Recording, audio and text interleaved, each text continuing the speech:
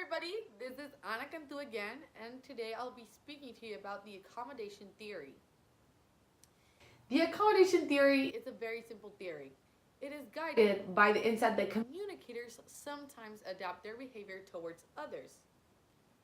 Much like when a speaker slows down when he or she is talking to an older person. This theory looks at when individuals accommodate their communication behavior or style to their audience, or on the contrary, when a communicator speaks in a different style than his or her audience members. To explain a little bit more about this theory, I'm going to explain an example from real life. So last week, I was walking down the hall with some of my team members. We had been working in a presentation for over a month and a half, so we were already pretty close. We were kind of just joking around, fooling around, talking very relaxed manner. In that moment, one of my professors was walking down the hall as way towards us. Not us directly, but she was making her way somewhere, and I happened to approach her, not only to greet her, but I wanted to ask her some questions about an exam that we were going to have next week. My tone and my style was very different than how I was speaking to my friends over there. When I was speaking to my professor, it was in a more strict and serious style. I greeted her, I smiled, I wasn't making jokes, I wasn't fooling around. We had a small conversation for a couple of minutes, and that was it. I'm sorry. But yeah, so my style with her was much more it wasn't laid back as how it was with my friends. My choice of wordings was very different, and she seemed to like that because I was giving her the position that she gained as being my professor, right? My friends, well, they're my friends. We can speak to each other the way we want to, basically, because we are much more close.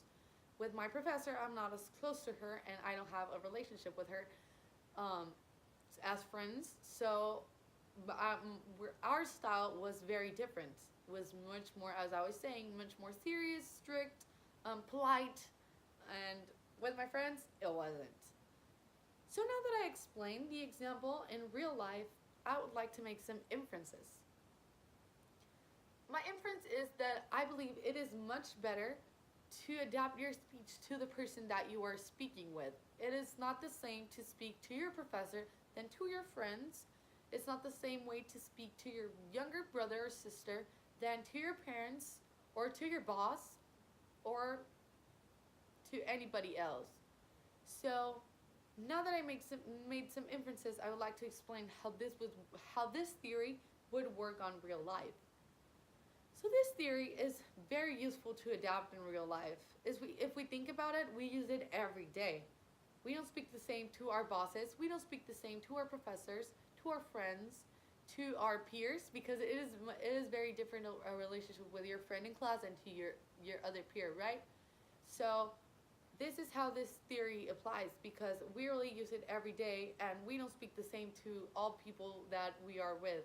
So we really need to learn how to apply that theory with every interaction we make throughout our days.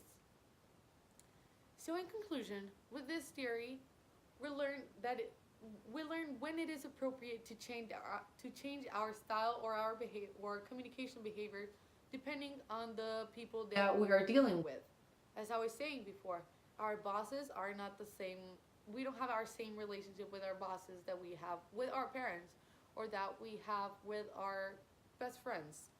So it is very important, the tone and the style that we use, because another example is that we don't explain the same things equally to our parents than to your 5-year-old cousin, right?